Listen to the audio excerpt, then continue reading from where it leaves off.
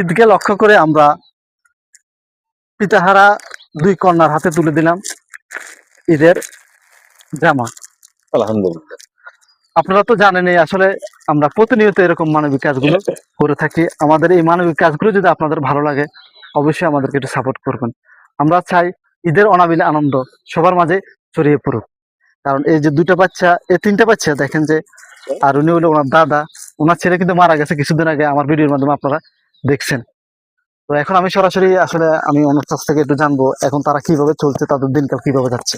আসসালামু আল্লাহ আলাইকুম। আল্লাহ অবশ্যই মানে আলহামদুলিল্লাহ, আল্লাহ কাছে শুকরিয়া, আল্লাহ দরবারও মানুষ দশে সাহায্য সহযোগিতা করতে আছে, আল্লাহ করতে আছে, আলহামদুলিল্লাহ।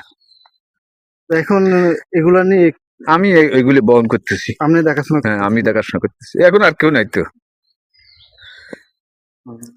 আমার সুদ চলে গেছে এবং আমি তো দায়িত্ব এগুলি বহন আমি করতেছি।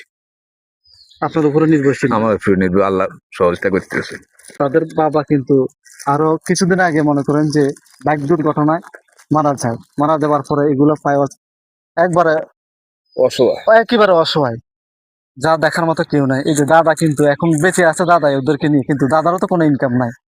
আল্লাহ আল্লাহ আল্লাহ তাআলা দশের সহযোগিতা তারা আল্লাহ বেঁচে আছে। যদি আপনারা পারেন এই সকল বাচ্চাদের পাশে একটু দাঁড়াবেন, একটু সহযোগিতা করুন, আমরা সেটাই চাই। কারণ ঈদ সামনে, ঈদ রেখে আমাদের এই আয়োজন, আমাদের এই আয়োজনটা যদি আপনাদের ভালো লাগে, অবশ্যই আমাদেরকে সাপোর্ট করবেন, আমাদের ভিডিওগুলো শেয়ার করে দেখার সুযোগ করবেন। ধন্যবাদ।